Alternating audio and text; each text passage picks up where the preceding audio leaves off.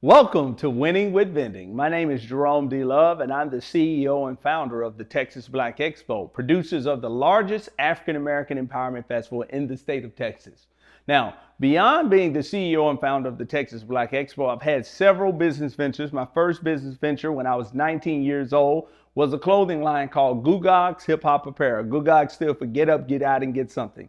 I've also written 4 books. And I've also started a podcast called the Black Money Tree Podcast. We won our first NAACP Image Award last year.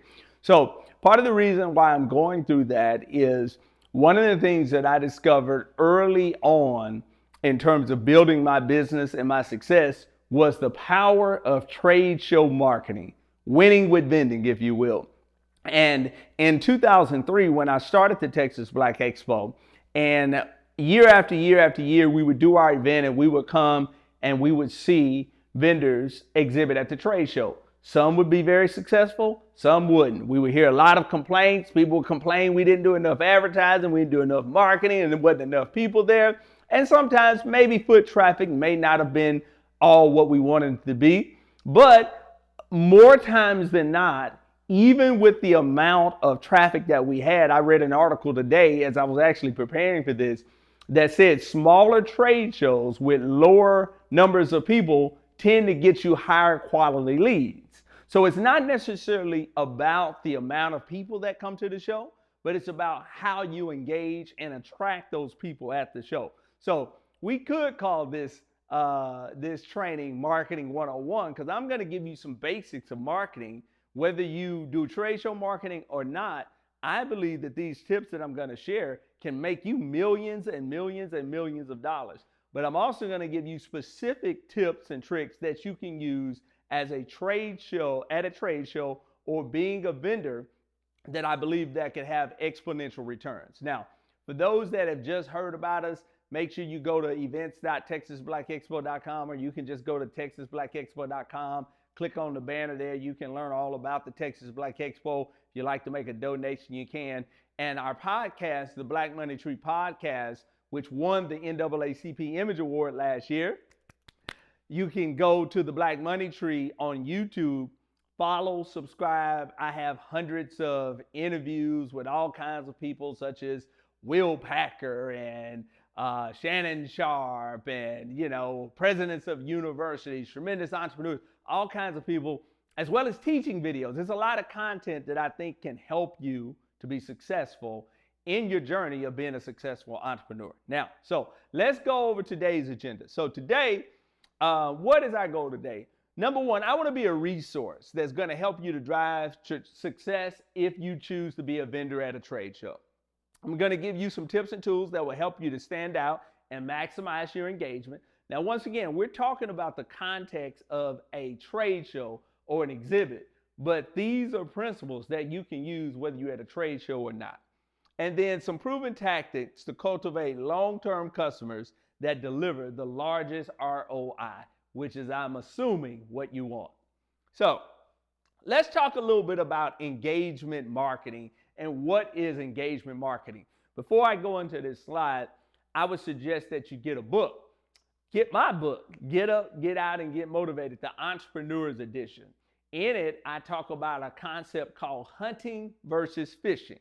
Now, I created that concept based upon a concept by Seth Godin, permission marketing.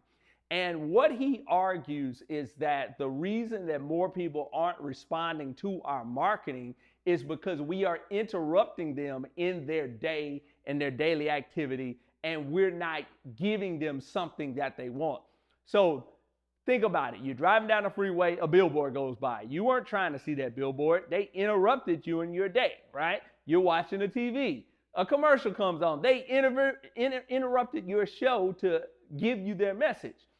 Now, the problem is this, here's the paradigm. Back in the 50s and 60s, that used to work. People would knock on your door selling encyclopedias. You would invite them in, give them a cup of coffee, give them a slice of pie. Why was that? Because we were not inundated and bombarded with the marketing messages that we're getting today. It was a different world back then. But nowadays, everywhere you go, you are being bombarded with these marketing messages. So if you're like me, you tend to tune them out. So he compares interruption marketing, which is what most of us are used to doing. Radio ads, TV ads, handing out flyers. You just stop people in the middle of their day. You don't really care what they're doing, and you want to hand them a flyer. And with permission marketing. And his concept or his argument is that if you give people what they want, then they will give you permission to market to them. So I took his concept and I thought about hunting and fishing. So I grew up and I used to watch Mutual of Omaha's Wild Kingdom.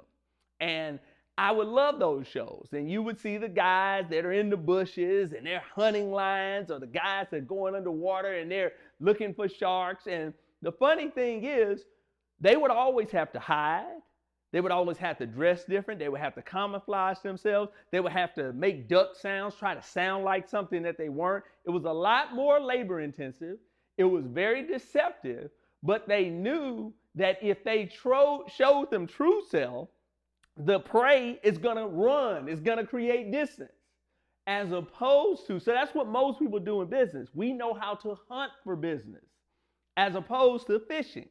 Now, the key difference between fishing and hunting is that you study the fish. When you understand the fish, you know what type of bait they like, you know where they like to eat, you know when they like to eat. And it's very simple. You just present the right bait, and then they're going to be attracted to you, your business, and your message. That simple, folks. Building a business, creating a marketing campaign is not challenging. It's not difficult. It may take some time. You may have to think it through. But if you think this way and understand these underlying basic concepts, you will be light years ahead of your competitors. Now, back to the trade show. You're marketing your business. It's just in a confined space with the Texas Black Expo. It's at the George R. Brown Convention Center. It's going to be 8,000 people. So that is your market during that weekend. So the principles that I just gave you, understanding your fish, understand what makes them tick, what's going to make you attractive, you got to think about that in order to make yourself stand out and ultimately make more money and generate more sales. So with that said, that was kind of my overview of this slide. Engagement marketing. So the power of trade show marketing is it's an opportunity to directly connect and engage with consumers. Okay? Direct connection is the key here. Run a TV ad, run a social media ad, run a radio ad. Nobody does newspapers anymore, but if you did, you were running in a newspaper. And maybe the consumer would see it, maybe they wouldn't. Maybe they would like it, maybe they wouldn't. You wouldn't know because you pay your money, run your advertising, and then you hope for the best. But at a trade show, you get directly to that consumer. You can overcome objections. They say, I don't like this one. Well, what about this one? You know, you have an opportunity to generate sales. You have an opportunity to learn. I'm jumping ahead, but it's direct consumer feedback. It's a physical platform to showcase your products and services, often to a targeted market. So you have your own store. Your vendor booth is your store where you can sell to the people. It's like you go to the mall. They have a kiosk. They are vendors. They have a store. It's just a small store and it's very inexpensive, but you can reach so many customers, okay? And it's ideal if you want to test and sample new products to a captive audience. Marketing is very expensive. If you have a product-based business, I used to have a all-natural beverage brand called Tubi, and I created it. And bottom line, it can be expensive to produce. So you don't want to mass produce something that's not going to be appealing to the masses and realize you need to just change or tweak your formula. So at a trade show, you may pay $500, $1,000. Our booths range, I think the lowest ones are $500. The highest one, if you do like an island booth, is maybe $4,500. But you can test and sample your product. You can get consumer feedback before you go to market and mass produce. So there's a lot of benefits. Now, let's talk a little bit more about traditional marketing versus engagement marketing. Like I said, I'm kind of jumping ahead because I'm kind of excited. And some of these things I've already shared. But so traditional marketing, You seek and approach consumers. Radio, television, business cards, social media ads, whatever. You're reaching out to the consumer. You don't know who the consumer is, what they're doing, any of those type of things. You're just running an ad during the Super Bowl. You're running an ad during the morning drive on the radio. Whatever the marketing venue that you choose, you're going after them. At a trade show, you still got to go after them, but hopefully you get my point here. It's a captive audience. So if I run an ad on the radio, I don't know who's listening. Now, if you can get your demographic stuff and you can get a sense of the most likely listener, but you don't know if they're black, you don't know if they're white, you don't know if they're old, you don't know if they're young, you don't have as much information. But at a trade show, if you go to a boat show, it's more likely that it's going to be people there that own boats or into boating. If you go to a bridal show, it's going to be a lot of people that are getting married, maybe make dresses. They're going to be in the bridal industry. If you go to a gun show, it's going to be gun enthusiasts. So you know it's a higher probability that you have a consumer that's more likely to consume your product if you select the right show, right? Now, traditional marketing, it can be difficult to capture data on its effectiveness. Radio, television, a lot of this advertising. Social media, I will say, has reduced the cost of advertising, and you can do a lot more segmented things. But when you do the mass marketing and even social media, it's not cheap. It can be very expensive, okay? So, if you're spending that type of money, you want to make sure your dollar is yielding the highest return possible. And I believe that in trade show marketing, once again, use Black Expo.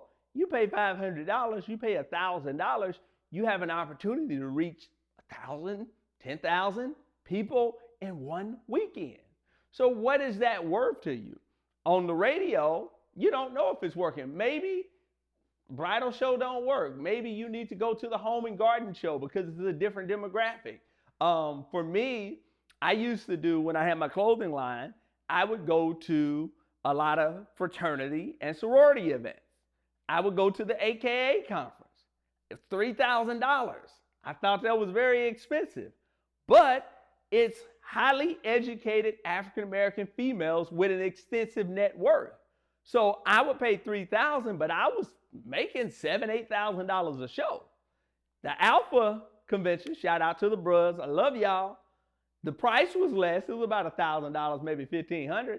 But that show, maybe on a good show, I may make $3,000. So you kind of gotta, do the math and determine what show is gonna work out best for you. But you can capture data and know what's more effective for you. You can know what message works and things of that nature. Now, with trade show marketing, you can get immediate feedback. So if you have, let's go back to my beverage company. I had 2 flavors, tropical turmeric and Asian ginger. It was an all-natural beverage blend. Before I mass produce it, I can test the product. The consumer can drink it right there and say, oh, I like this. Oh, I prefer this one or that one.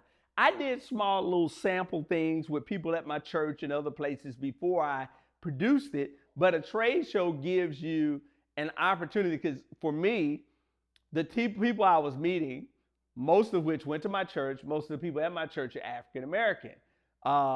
Most of my family members, they're kind of biased towards me, so they may tend to say, oh yeah, it's good, but they don't really want to tell you the truth. At a trade show, you're going to get a wide array of unbiased consumers that can give you feedback on your product.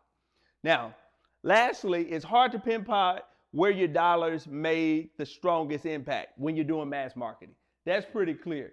Check out a book, and I talk about it in my book as well, but Dan Kennedy, The Ultimate Sales Letter, The Ultimate Sales Strategy, brilliant marketing. And what he talks about is, he talks about a lot of different things, but one of the biggest things is how you have to always have a call to action.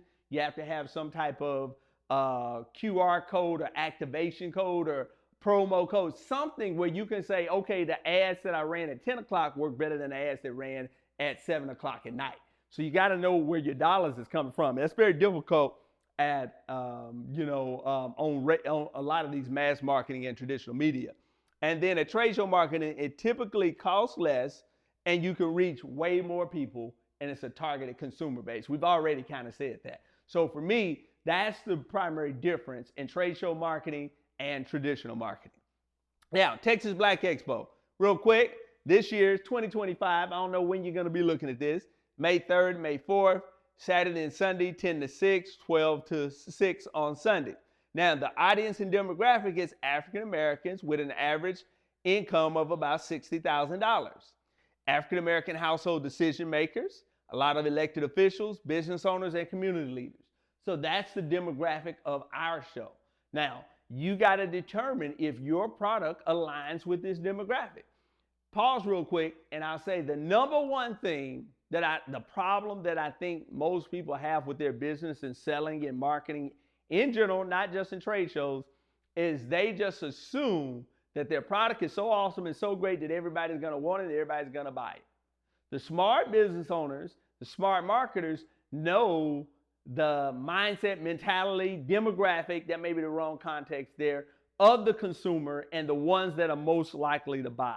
So at a trade show, you can segment the audience, just like we talked about the boat show, the bridal show, all that type of stuff. You know, if a woman's going to get married, she's going to need a dress. She's going to want a cake. She's going to want balloons. She's going to want doves. She's going to want a venue, all of the things, food, catering. So if you're in that business, you know that you're going to have a consumer that's kind of preconditioned to purchase. All right. So now, before you go, define your message. This is what a lot of people don't do. And this is kind of more the marketing 101. Define your message. Okay. What do you want people to know about your business? All right. I'm jumping ahead again, but remember, it's not just about right then and there. You want to be memorable. You may not make the sale there, but you want them to remember you and look you up on the internet. Or if our show's in May, but a lot of people may want to buy your product in December for a Christmas gift, but they got to remember you. True example, I was at this event probably about a couple of months ago. It was during the holidays, and there was a guy, and he had some cookies or some type of pastries or whatnot. And it was really good. And I was like, man, I want to get this for Christmas. I remembered the product. I remembered it good, but I couldn't remember the company name, the individual. So didn't end up buying. You got to be memorable. What is unique, special, or different about your product? Got to make your product special or different. Now, your product doesn't necessarily have to be special or different. It should be, but make it special or different. I always use the example of Domino's Pizza. Fresh hot pizza in 30 minutes or less, or it's free. They had that advertising campaign, I think, in the 80s and the 90s. They may not have been the freshest. Other pizzas was probably fresh. It may not have been the hottest, and it may not have been delivered the fastest. But they highlighted what they knew the consumer wanted. They knew how to fish, and they became the #1 pizza company in the United States. What consumer need or want is feel. Example here in Houston, Mattress Mac, for many years had one location, was a #1 furniture company in the city of Houston. Why? Because of one word, today. He was a fisher. He understood the consumer. He understood their pain points. He understood that when you buy your furniture, you want it in your house, you want to make your house look good, you want to show off, and you don't want to wait 2 weeks. So his marketing push was, buy your furniture today, it's delivered today. #1 furniture company in the city of Houston. He understood his consumer, and he highlighted the void that he was feeling that others were not. Why should someone choose your product or service? That's kind of go back to the Mattress Mac. He had a clear value add benefit that made his company stand out. Think about what it is that makes your company stand out. All right. Now, here's a quick messaging exercise. Now, we've already talked about hunting versus fishing. We talk about trade show marketing versus traditional marketing. But now we're about to go into kind of, it all ties together what's called the UMP. Some people call it a USP. UMP is a unique marketing position. So what is it that makes your brand different? What is it that makes your brand, your product, your service stand out? And what is it ultimately that's going to make someone want to choose your product or service over all the vast other options that are available in general in the world, but in a trade show at that event. If you're at a trade show, there's at least a couple dozen probably. At our show, probably about 100, 120 or so vendors there. They have other options. Why are they going to choose your product over all these others? You got to think about that. So here's some questions that you got to ask yourself when establishing your UMP, unique marketing position. What is it that keeps your consumer awake at night or petrified in fear? Got to understand your consumer. Remember, fishing, understanding the fish. And if your product provides a solution for their fear, you're more likely to get the sale. What is it that will make your customer the happiest person on the planet? What does your product or service offer that can help to mitigate number one? So you know what their fear is. How does your product alleviate that fear? What does your product or service offer that can help the customer attain number two? If you know what makes them the happiest, can your product help them do that? Think of Mattress Mac. He knew what would make their customer happy, to have their furniture sooner. So he highlighted it, and they did very well. What is a benefit of your product or service that isn't being advertised? That's the Domino's pizza example. They weren't the only people that had hot pizza or fresh pizza, but they highlighted it, and as a result, number one pizza company in the United States. Think about that before you go to your trade show, and you want to highlight whatever your UMP is. Now, for those that don't know, I'm in real estate. I'm a real estate broker, and I've been doing real estate for about 25 years. As a real estate broker or an agent, you got to understand there are two sides to each transaction: a listing agent and a selling agent. A listing agent lists a home for sale. So our target market is people who own homes that want to sell them. A selling agent or a buying agent is a person that targets people that don't own homes that want to buy. Most people, when they think of real estate, they think of the buying agent. I found out early on, I don't really have the patience nor desire to work as a buying agent. I will with some family and friends, but I also think it's kind of demographically based. You got to remember, I got my real estate license when I was 20. When you're dealing with 20-year-olds, challenged with credit, not as much money, it's their first time around, so they like just looking at houses, even if they know they couldn't buy them. So I got a little impatient. I wasn't as good. But I found out I was very good working with, as a listing agent. If you have a person that owns a house, you already kind of know what they want. You got to just do your job and market the property and to sell it. Now, so I chose to be a listing agent. Now, I'm going to ask you guys a question. You can type it in the chat, or I don't know how you're watching it, but if you were trying to sell your home, what is probably the number one thing that you want to know? You want to know how much money you're going to make, right? And then you want to know how long it's going to take, right? Those are the primary concerns of a selling agent, of a seller of a home. I understood that. Now, I dug even deeper, okay? Now you have a person that's trying to sell the home. What I found out, there's a subcategory in those that are trying their home: expired listings. What are expired listings? These are people that tried to sell their home and it didn't sell and their listing expired.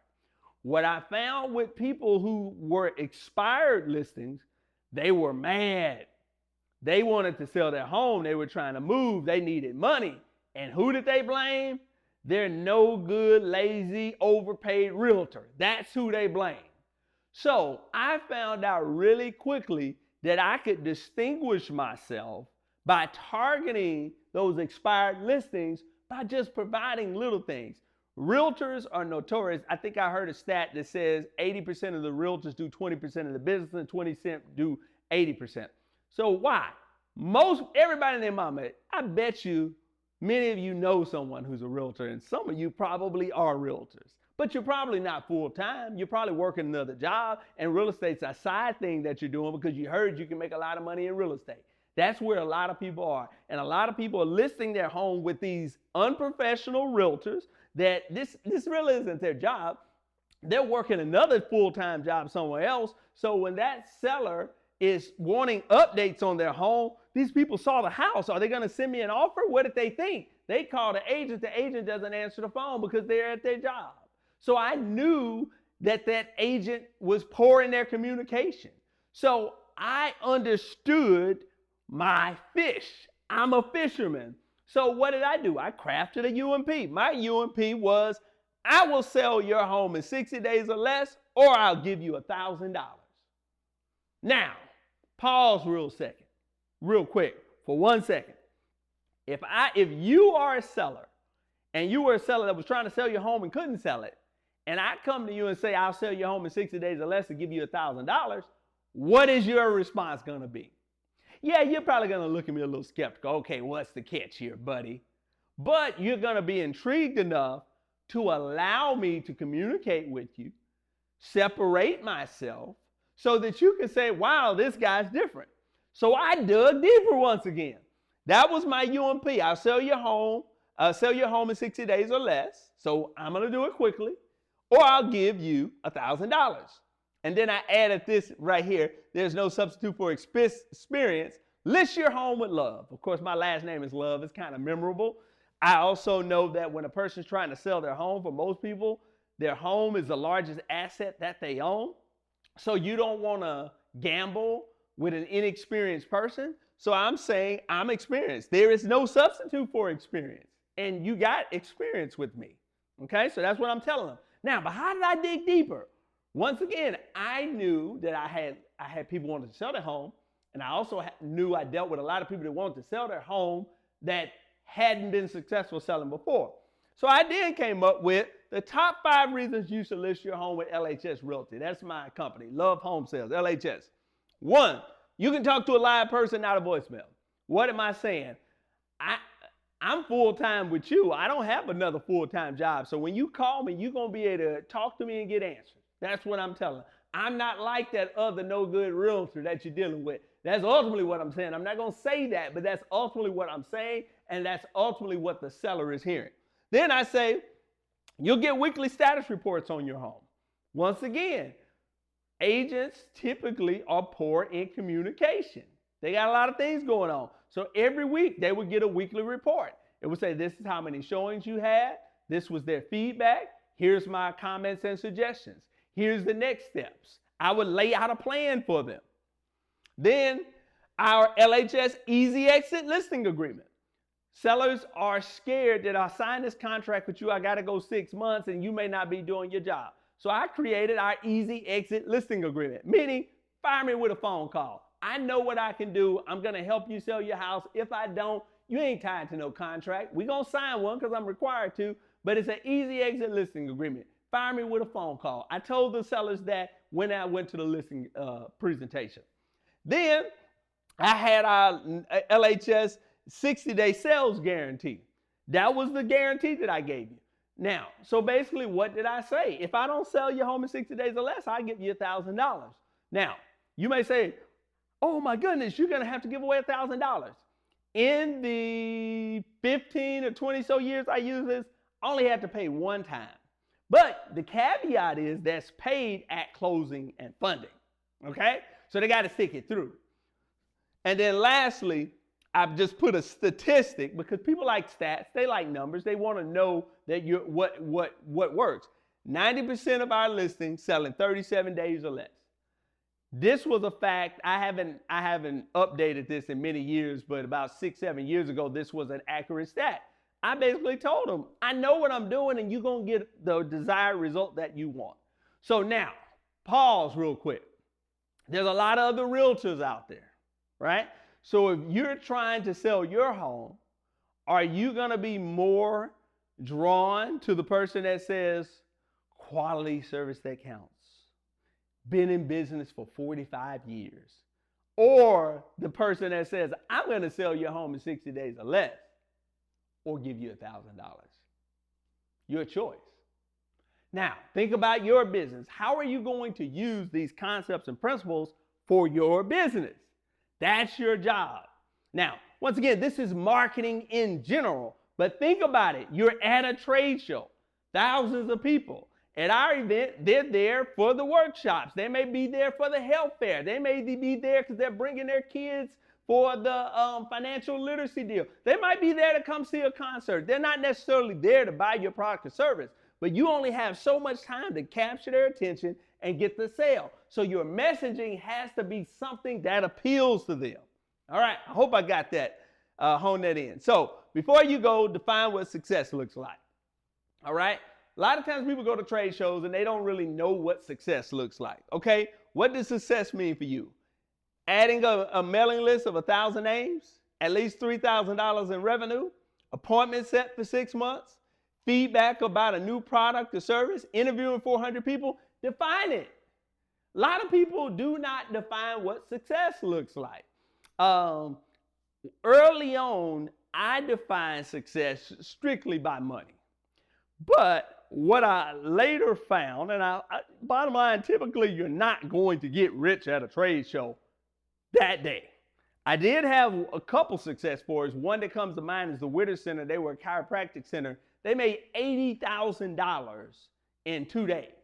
Now, their product or service was such where they could generate those type of funds, but for the most part, you're not going to make $80,000 in 2 days. Just depends on the type of event you're going to, but at our trade show, that's probably not going to happen. But it is possible. But what's my point in sharing with that? What I realized real quick when I started writing my books is it was a way for me to build my brand, extend my network, and build my platform.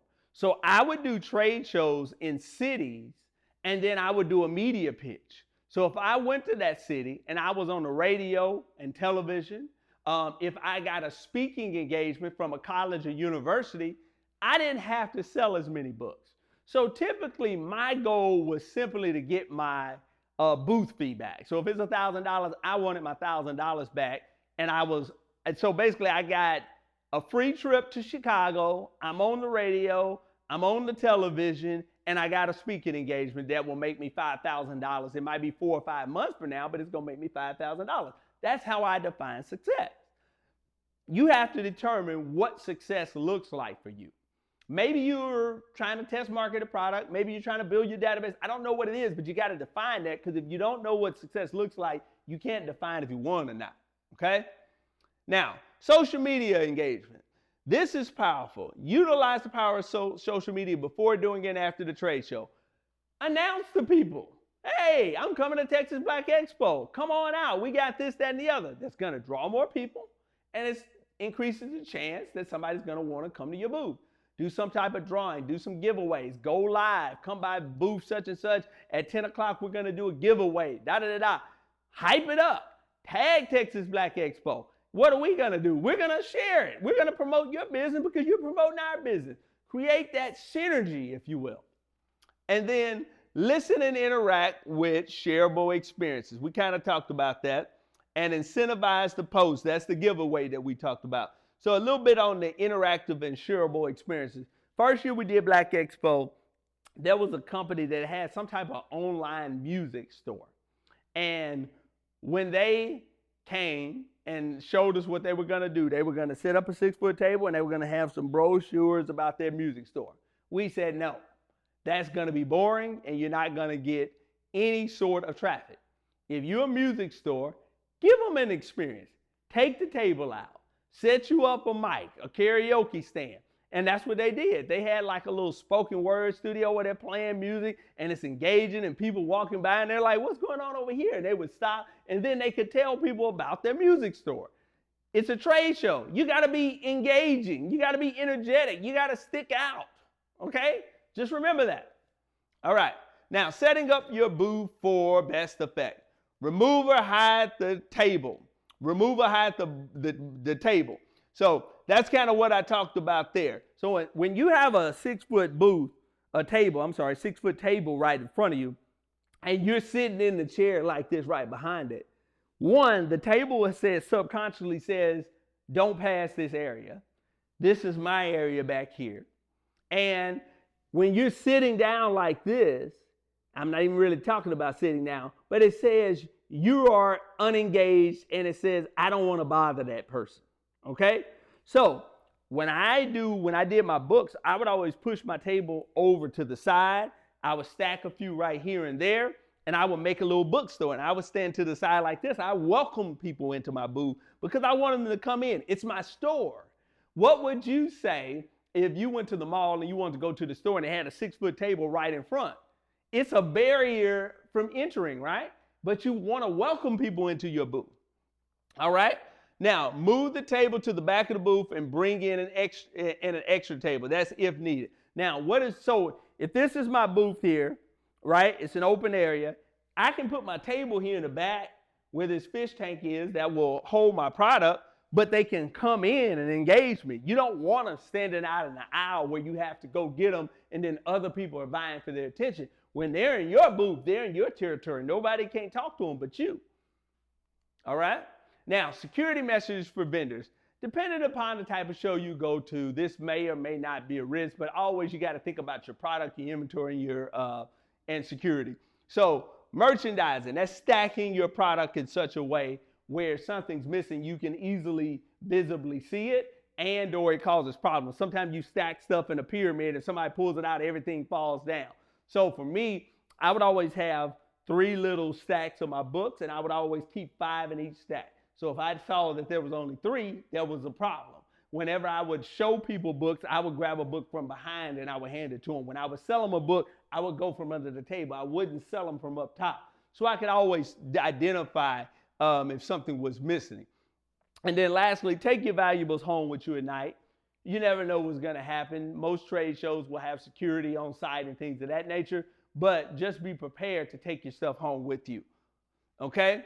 Taking care of business. Socializing is good. Conducting business is better. You're not there to have a good time. You're not there to flirt with the girls. You're not there to crack jokes. You're there to make sales. You're there to get customers. Always remember that. So always remember, I realized this early on in my show. My temperament, if you ever study like temperaments and blood flow, Hippocrates had the 4 temperaments. I'm more the D. I believe he called it the phlegmatic, maybe. I don't remember. But I'm the dominant personality. So my temperament, I'm a sucker for comments, or positive comments, or feedback. So you can stroke my ego pretty easy. And I remember when I had my trade show, my clothing line, and I would go to these trade shows, and people would come up and say, wow, Goo Gog's Hip Hop Apparel. Get up, get up. How did you come up with that idea? Man. And I would immediately, in the back of my mind, I say, they really like this product they're going to buy. But also, yeah, you're right. This is a brilliant idea. How wonderful of you to acknowledge it. You must be a very intelligent person. Then I would just go into telling them all about how I created and this, that, and the other. And next thing you know, I talk to this person for 5 minutes and then they say, oh, you know what? I got to go to my next session. Or, oh man, I left my wallet in the room. Or I got to go check with my wife.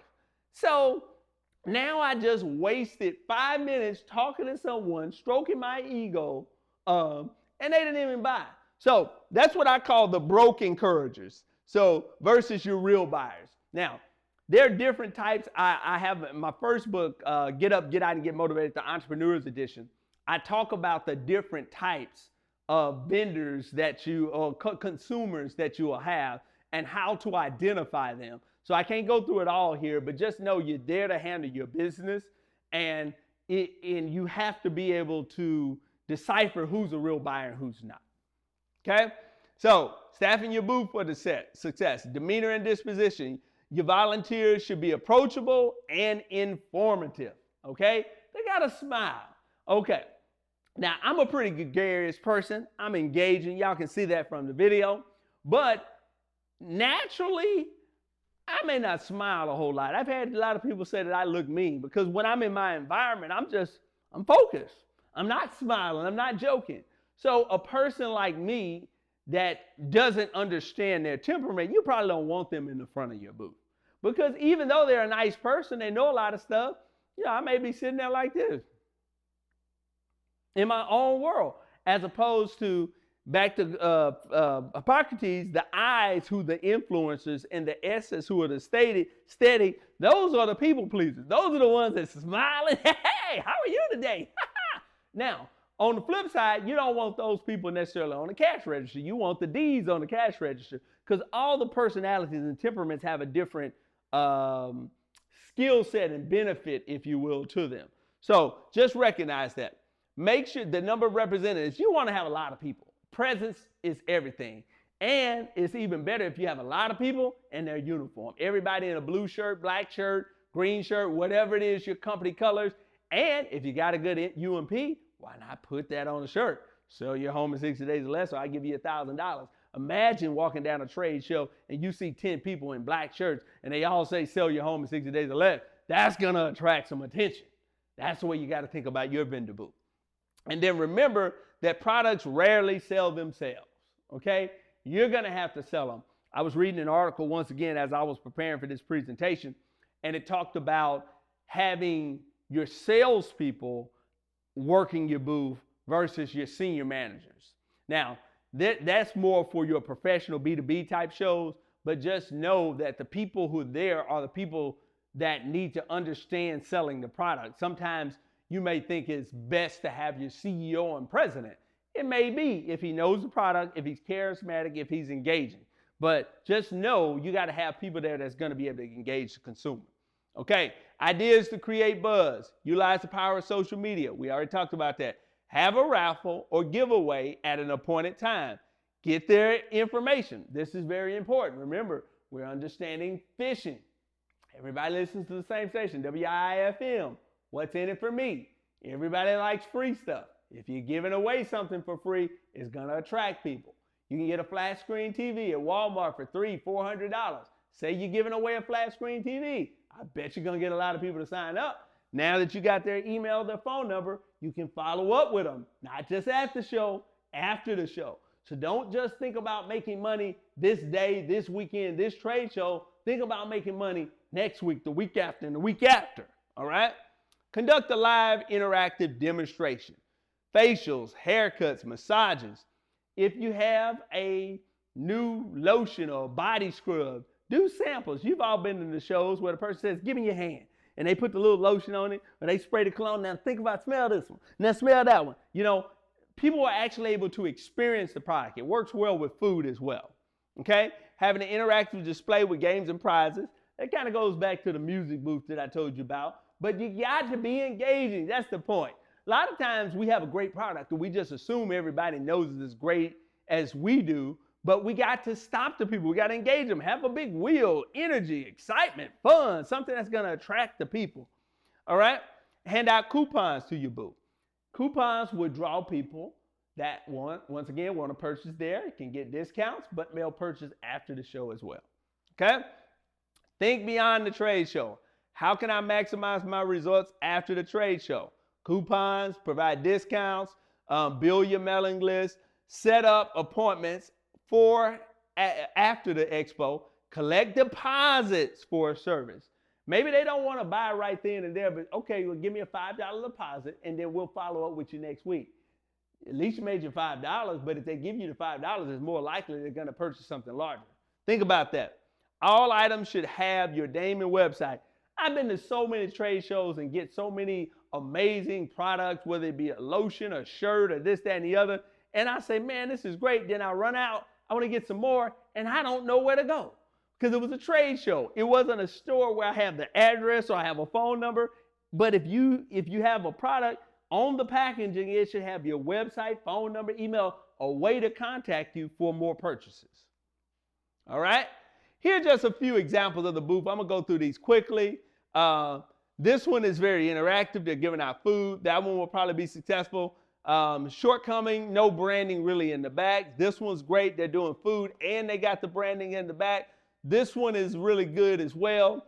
I like the way the table's set up. It's displayed very nicely, but I think if they put it to the side or push it to the back, it will make it a little bit more open as well. This one here, not much in the back. Got the book. She's smiling, looking pretty or whatnot. However, I think it could be displayed a little bit better. So these are just some examples that you can kind of look at. This one, I forgot. This is a football player. I can't remember his name. Played for the Dallas Cowboys.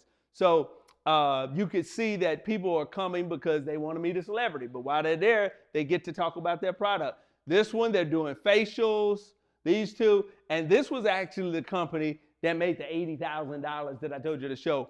They were a chiropractic clinic, okay? So they basically gave people free massages. They understood what people wanted. They stopped for the massage, and it was a 5-minute chair massage. And if you've ever gotten massages, you know 5 minutes ain't long enough. So you get a good massage, and like, oh man, I need to lead a little bit more. Then they would hand you a coupon and say, get a free 30-minute massage. But you got to come to our clinic. Now you would go to their clinic, and before you get the massage, they would do an X-ray of your spine. Then they would go over it with you. They would show you where the imperfections are. Do you ever have headaches? Do you have frequent urination? Do you have this? Do you have that? Yeah. Well, it's because of your spine. They would educate you on your spine. And then what most people didn't know is that insurance covers chiropractic care. So then they would say, let us take care of it. This package is going to be $12,000, but your insurance company will pay for it. So they would contact the insurance company, get everything set up. Now you get free massage and you get chiropractic care, and they make $80,000 in 2 days. All right? Here are just a few more, but you can kind of see the examples. I think you understand what I'm saying.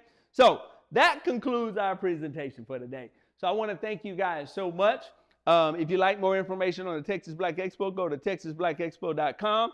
This year's event, we're in 2025. Not sure when you're going to watch this. It's May 2nd through the 4th, but we would love to have you.